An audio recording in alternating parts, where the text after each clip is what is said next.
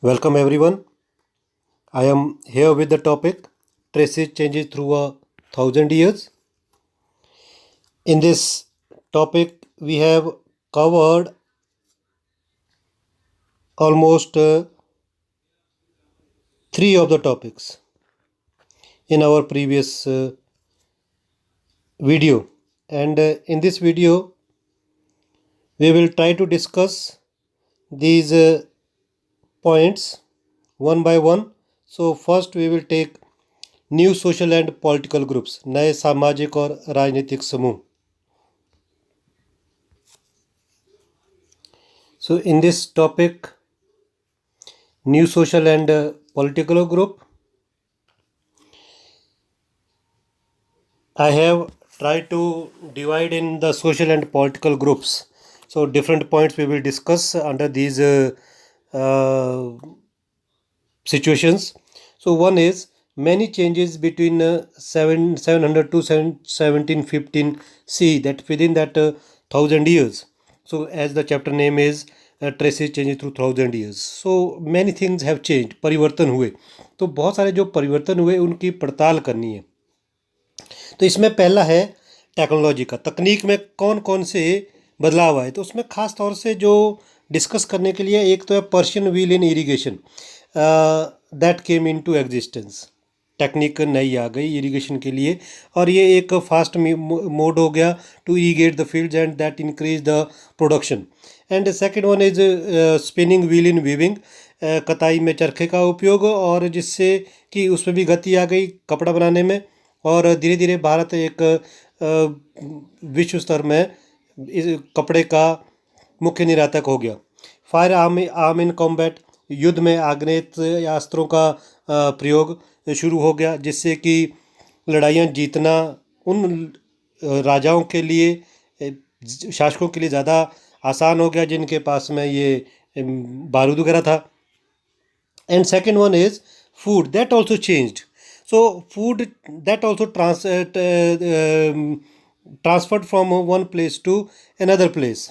तो इसमें पोटैटो है, कॉर्न है, चिली है, टी, कॉफ़ी, ये सारे आलू, मक्का, मिर्च, चाय, कॉफ़ी, ये यहाँ के भारतवर्ष के नहीं थे. ये बाहर से चल कर ये मतलब लोगों के द्वारा यहाँ पर लेकर आया गया. And that became now the part of our the culture. So that is that change also. So food habit में चेंजेस आ गए. The third one is speed of transportation, mobility increase. जैसे ही ट्रांसपोर्टेशन के साधनों में गति आई, उसके साथ साथ जो लोगों का आवागमन है, जो to move from one place to another place, that also increased a lot. Now in this topic new social and political group, we will try to discuss about the political group, that one Rajputs that came into existence from 8th to 14th century. And they were the group of warriors, belongs from Kshatriya caste, Kshatriya Varan ke. These were not only the rulers, these were the soldiers, commanders, poets, bards. They praised them, and they want to praise that poets and bards want to praise them so that they can get some gifts from the rulers as they start ruling, especially in the northern part of India. So Marathas, Sikh, Jat, Ahom, Kayastha, these are basically at the time the scribes that we discussed in the previous video, that scribers means those who used to copy the manuscripts or the books. So scribers or secretaries, and they got the opportunity, political opportunity, when they saw that in the situation in the country is not suitable, favorable for the earlier rulers, so they tried to establish their own rule there. So these are the changes which took place within this 1,000 years. और next जो social और political group में जो परिवर्तन हुआ, change of habitats, प्रवास. प्रवास में परिवर्तन हो गया. प्रवास का क्या है कि जो जैसे जैसे कृषि में विकास होता गया और कृषि के जो एरियाज है वो बढ़ते चले गए। Extension of the agriculture fields, उसको पेड़ों को जंगलों को काटा गया और नए नए कृषि क्षेत्र बनाए गए। अब जब पेड़ों को जंगलों को काटा गया तो ऑटोमेटिकली क्या होगा कि जो फॉरेस्ट में जो लोग रह रहे हैं, जो आदिवासी वगैरह लोग थे जिनकी ज़िंदगी फॉरेस्ट पर डिपेंडेंट है, सो माइग्रेशन ऑफ फॉरेस्ट ड्वेलर्स, तो जो फॉरेस्ट में रहने वाले थे उनका पलायन होने लगा। एंड पलायन कहाँ करेंगे, और वो अंदर की तरफ जंगलों में जाने लग गए। इसके साथ साथ क्या हुआ कि कुछ जो ये आदिवासी जो लोग थे, जो ये वनवासी लोग थे, they start tilling the land और खेती करने लग गए। और जब खेती करने लगे तो वो इन्फ्लुएंस हो गए कि किस तरह से they can come to the markets, अपने सामान को बेच सकते हैं। कुछ लोग जो है नए धर्मों की तरफ को, मोनेस्ट्रीज, मठों को, टेम्पल्स को, इन सब चीज़ों पर उनका विश्वास बढ़ने लग गया और इनमें परिवर्तन होने लग गए। तो जो एक वनवासी लोगों की जो अपनी जो फॉरेस्ट ड्वेलर्स थे, उनका अपना एक कल्चर था, वो अब ट्रांसफॉर्म होने लग गया, उनमें भी परिवर्तन आने लग गए। सब में नहीं, कुछ में। और उसके साथ साथ धीरे धीरे क्या हो गया कि एक जटिल समाज का निर्माण होने लग गया। जटिल समाज का मतलब कि complex societies that start forming and with in that the because new societies were also coming into that the social sphere। जैसे जैसे ये जो लोग पहले कृषि पर या जो ये मार्केट एरिया में नहीं आते थे, या राजाओं को या दूसरे को इतना आधिपत्य अपना नहीं मानते थे, मंदिरों पर विश्वास नहीं था, उनके अपने अपने ही विश्वास थे, नेचर वगैरह के विश्वास थे, तो वो सब लोग मिलकर एक नए समाज का निर्माण कर लिए। और फिर जो है टैक्स को, गिफ्ट को ये जो राजाओं के लिए देने पड़ते थे, तो वो भी बढ़ गया। कर व्यवस्था वगैरह राजा और मौजूद होने लग गए। Grouping into जातिज and sub cast, और धीरे धीरे जो ये फिर व्यवस्था थी समाज की, that start grouping into the jatis and sub caste based on rank, background, occupation, power. जो ये उपजातियों में बंटने लग गए और ये डिपेंड करता था कि भाई वो उनका व्यवसाय क्या है, किस बैकग्राउंड से आए, उसके आधार पर जातियों में बंटवारे होने लग गए।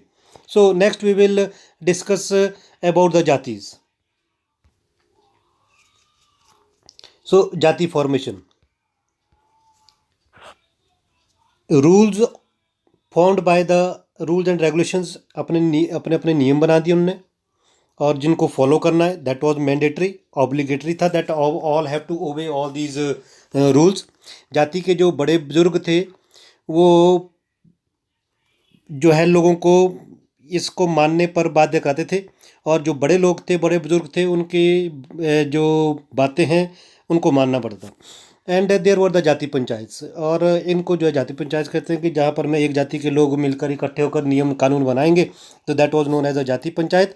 एंड जाति have to follow all these rules of village also, जो उस गांव के जो रिवाज है वो भी मानने पड़ेंगे। इसमें वो सब लोग थे जो आदिवासी है, वनवासी है, या कोई दूसरा लोग है जो उस सोसाइटी का पार्ट बन गए, तो उन सब के लिए ये मान्य था कि सबको ये जो रूल्स है, रेगुलेशंस है, वो सबको उनको पालन करना है। And the next one is this village was the unit, small unit of the state। जो राज्य है, राजा का जो एक जो क्षेत्र है उसका सबसे छोटा यूनिट, पॉलिटिकल यूनिट एक ये है, और राजा के कानूनों को भी यहाँ पर में पालन कराया जाता था। सो these are a few of the topics which we try to cover in this social and political group, कि इसमें कौन कौन से परिवर्तन हुए in this new social and political group through within that 1,000 years. Next main topic is region and empire. So there were frequent changes in the region and empires। ये लगातार बढ़ते चले गए, जिस which we will study in the coming chapters। Right from the Prithviraj Chauhan, the rules of Rajputs in North India, then the coming of the invaders to India, then the rule of the different Muhammad Ghori, and after the Muhammad Ghori, the different slave rulers, Khalji rulers, Tughlaqs, Sayyids and the Mughals. तो ये सारे frequent changes बढ़ते चले गए। तो कभी कभी एक क्षेत्र बढ़ रहा है, एक घट रहा है। तो जो सीमाएं थी, बाउंड्रीज थी of that state, that also depend upon how much powerful that king is, and if that is weak, so that empire and the region will become also small. Conflicts of states, that we will discuss in that this 1000 years, which is will we will discuss in the this book. तो जो coming chapters है उनमें ये सब के बारे में हम पढ़ते चल जाएंगे. And emergence of new powers and regional states, नए नई नई शक्तियों का उदय होने लग गया, जैसा हमने मराठास, अहोम्स, ये अवध के नवाब, बंगाल के नवाब, हैदराबाद के, तो निज़ाम, तो उनको that we will discuss in the coming chapter. And the rise of the Sikh, so all these we will discuss. तो ये 1000 years के मध्य में जो भी परिवर्तन हुए हैं, तो ये अगला है एक टॉप में, एक है पैन रीजनल एम्पायर. तो जितने भी ये जो नई नई शक्तियाँ जो बढ़ रही थी, अपना आधिपत्य जमा रही थी, रूल अपना शुरू कर रहे थे, तो वो जो बड़ी शक्ति है, जो बड़ी ताकत है, जो उस क्षेत्र की सबसे बड़ी ताकत है, उस एरिया की जो डोमिनेंट ग्रुप था, they use to follow them also. तो वो पूरी तरह से उनको नेगलेक्ट नहीं करते थे. So that is that pan regional empires were working also within those the powers, those who were ruling on small areas. Next is the topic old and new religions. पुराने और नए धर्मों में, जो पुराना धर्म था उसमें भी कुछ परिवर्तन हुए, और कुछ नए religions they also came into this area. तो ये जो है उसमें what we will discuss basically the three main points. One is changes in Hinduism, and the second is about the bhakti, and third is about the teachings of the Quran. So it was जो ये धर्म है या लोगों के विश्वास है, ये कोलेक्टिव भी हो सकते हैं, इंडिविजुअल बिलीफ भी हो सकते हैं. And that is the super natural agency. जो एक सुपर नेचुरल एजेंसी है, लोग उनको मानते हैं कि कोई ताकत है, सर्वशक्तिमान एक कोई है ताकत, जिस पर लोगों के आप अपने विश्वास है. So that we will discuss. So one is changes in Hinduism. अब हिंदुइज्म में क्या क्या चेंजेस आए, चेंजेस इसमें जो परिवर्तन हुए, दैट वाज नए देवी देवताओं की पूजा शुरू हो गई. Worship of new deities that came into existence in this period. नए नए देवताओं में, जैसे पहले सिर्फ जो हम क्लास 6 में पढ़े थे कि इसमें ब्रह्मा, विष्णु, महेश या इंद्र, वरुण, इनकी ही पूजाओं के बारे में हमने ज़्यादा जाना है. तो अब जो देवी देवताओं वगैरह के जो है, इसमें नए नए देवताओं का जो भी ये आप अभी समझ सकते हैं कि जो भी देवताओं के देवी की पूजाएं करते हैं लोग, तो ये सब उस समय, ये जो 1000 वर्षों के दौरान 700 से लेकर 1750 के मध्य में ये सब चीज़ें एग्जिस्टेंस में आई. देन मीन्स फॉर्म होने लग गई. Next is construction of new temples by royalty. राजाओं द्वारा मंदिर निर्माणों की शुरुआत हुई. लोग दान देने लगते थे. राजा भी अपना जो है कोशिश करते हैं कि जो किराए अपने मंदिरों को बनाए. जितना बड़ा मंदिर, जितना भव्य मंदिर होगा, सुंदर निर्माण होगा, और जितना अच्छा होगा, राजा को भी उतना ताकतवर माना जाता था. And that became the power of that king also. मंदिर भी एक उसकी सत्ता का या ताकत का एक केंद्र माना जाता था. Then third one is growing importance of Brahmanas. इसमें ब्राह्मण की ज़्यादा इम्पोर्टेंस बढ़ गई. प्रीस्ट वगैरह की ज़्यादा महत्ता बढ़ने लग गई. इस महत्ता बढ़ने के साथ साथ में क्या होगा कि समाज में कुछ लोगों को ये लगा कि ये जो धर्म है, it belongs only to the Brahmins और द प्रीस्ट. तो इसमें थोड़ा सा जो डिफरेंस आने लगा लोगों के बीच में, फिर जो भेदभाव उत्पन्न होने लगे, उसने राइज किया फिर भक्ति को. सो डोमिनेंस ऑफ ब्राह्मणास, जो ये जो हुआ, सपोर्ट फ्रॉम पैट्रन्स. जो सत्ता जो रहती थी, तो वो उनको सपोर्ट करते थे. सत्ता वाले पक्ष भी इसलिए कि उनको ये लगता था कि हम तब तक में अच्छे माने जाएंगे या ताकतवर माने जाएंगे जब तक में इनका साथ रहेगा, क्योंकि ज्ञानवान थे, नॉलेज उनके पास ज़्यादा थी, संस्कृत का ज्ञान था. हालांकि संस्कृत इतनी ज़्यादा प्रचलित में नहीं थी, लेकिन ये जो लोग थे Brahmins, they knows the Sanskrit. So all the text जो जितने भी थे, जो भी चाहे रिलीजियस टेक्स्ट हो गए या नॉलेज के थे, जब जो भी ज्ञान का जो स्रोत था, that was mainly in Sanskrit at that time. So they were the source of the knowledge. Then emergence of bhakti, तो एक भक्ति की अवधारणा उत्पन्न होती है क्योंकि जो लोग इससे असंतुष्ट थे, ब्राह्मणवाद से या इन चीज़ों से, जो भी, या जो कर्मकांड ज़्यादा बढ़ने लग गया, तो जो इनमें ज़्यादा विश्वास नहीं रखते थे, तो फिर उसमें एक रास्ता खुला भक्ति का, that we will discuss. So next is emergence of bhakti. Bhakti में जो परिवर्तन क्या है कि जो लोग हिंदू धर्म में या ब्राह्मणवाद को ज़्यादा पसंद नहीं करने लगे, या उनकी डोमिनेंस ज़्यादा बढ़ने लग गई, कई कई जगहों में कुछ हो सकता लोगों पर कुछ लगा हो कि उनको अत्याचार हो रहे हैं, या उनको उस धर्म से रिलेटेड नहीं समझते हैं, तो उसमें फिर ये कि भाई हमने इससे थोड़ा सा छुटकारा पाना है, तो that is that loving personal deity, ईश्वर की कल्पना, और इष्ट देवी देवता, आप अपने इष्ट देवी देवताओं की पूजा पाठ करने लगे, कि ऐसा पूजा पाठ जिसमें कि हमें बिन पुजारी के हो जाए, हमें प्रीस्ट की ज़रूरत ना पड़े, और कम खर्चे में हो जाए, नो रिचुअल्स, प्रीस्ट डोमिनेंस नहीं रहे, और इस तरह के जो जो जो थॉट सामने आया, that is known as a bhakti, कि हम एक भक्त है, और जिसकी भी हम आराध्य करते हैं, हमें उसके पास में जाने के लिए कोई मीडिएटर नहीं चाहिए, हम डायरेक्ट उसके साथ में जुड़ सकते हैं। तो ये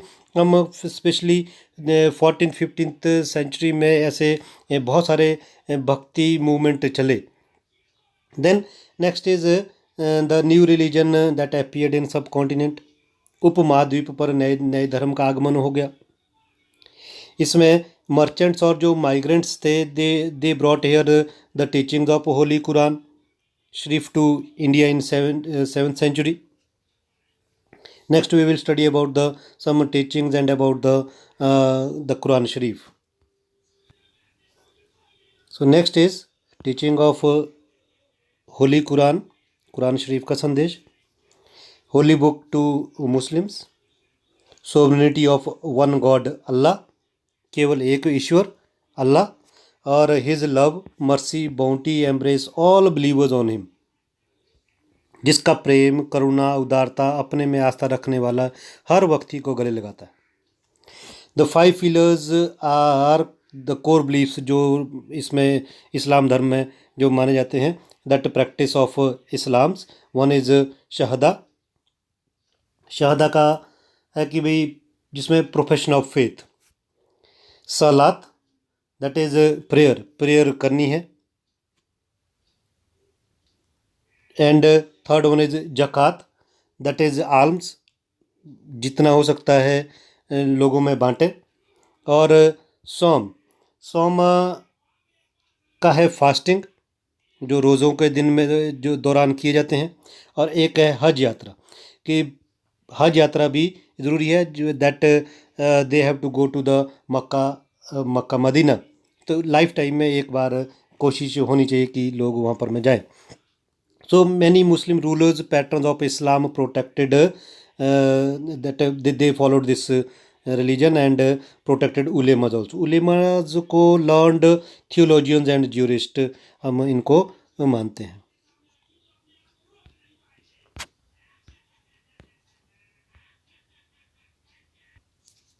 Next is about the school of law, the teachings of Islam and school of law.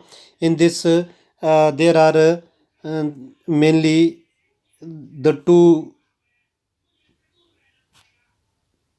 thoughts of Islam's, one is Shia and one is Sunni। और इसमें जो स्कूल ऑफ लॉ है, जिसमें कि आप अपने जो उस हिसाब से अपने आप को मानते हैं, तो उसमें एक है हनफी, मलकी इन सुन्नी, शाफी, हनबली। जो भारत में जो मानने वाले हैं ख़ास तौर से, एक है हनफी और एक है शफ़ी।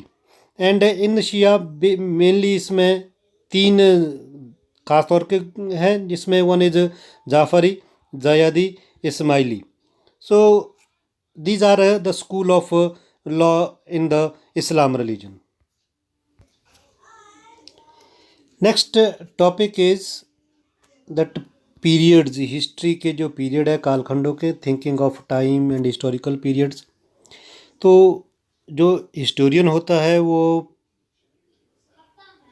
पास्ट को, हिस्ट्री को कोशिश करता है कि जो भी समय बीता है उसको किसी तरह से डिवाइड करें कालखंडों में।